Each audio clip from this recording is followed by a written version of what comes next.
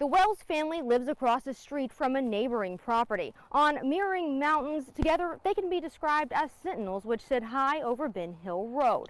The night Summer went missing, the neighbor swears that she and her 2 children heard a scream shortly before they joined the search for a now missing Summer Wells.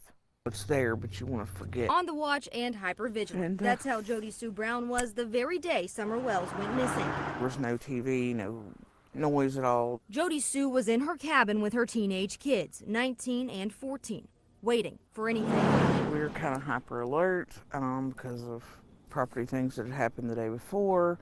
So we were listening for noise, everything was kind of quiet. The sale brought a plethora of people to their door, confused about which piece of land was for sale, leading to a dispute of property lines. While we were out at one point doing survey lines, and there was a flash of a car that went up Candace and Donnie's driveway. Something about it struck me wrong. She and her family next heard a truck door slamming and dismissed it as their neighbors. The next sound was harder to justify. About an hour and a half before Summer is thought to go missing, Jody Sue, her son, and her daughter heard something far more suspicious. A scream. Stopped all 3 of us cold. Her daughter was the first to go to the cabin door. Then all 3 were there, listening still. We heard just this kind of shrill, almost animalistic scream.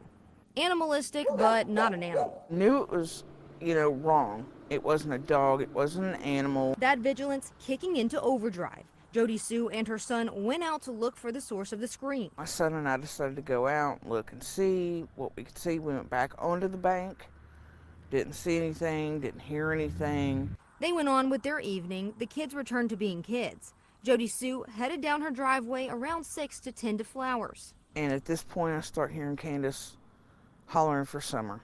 And then my brain immediately went, scream earlier, this, uh-oh.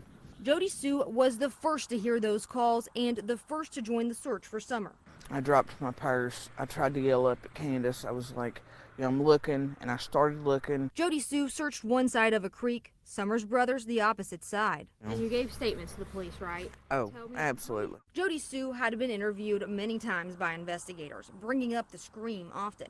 But the sheriff doesn't believe the scream is related to the disappearance of Summer Wells. She's been interviewed numerous times by not only my agency, but the TBI and the FBI, and we don't find anything with that complaint or information related to this case. Jody Sue wishes she could go back to just a short time before Summer disappeared and before the scream she believes was Summer. I wish every day that when I heard that scream, I hadn't tried to dismiss it. Referencing the work of the FBI, TBI, and his own deputies, Hawkins County Sheriff Ronnie Lawson reiterated in an interview the same week as Jody Sue's that investigators have found absolutely no proof that an abduction has taken place.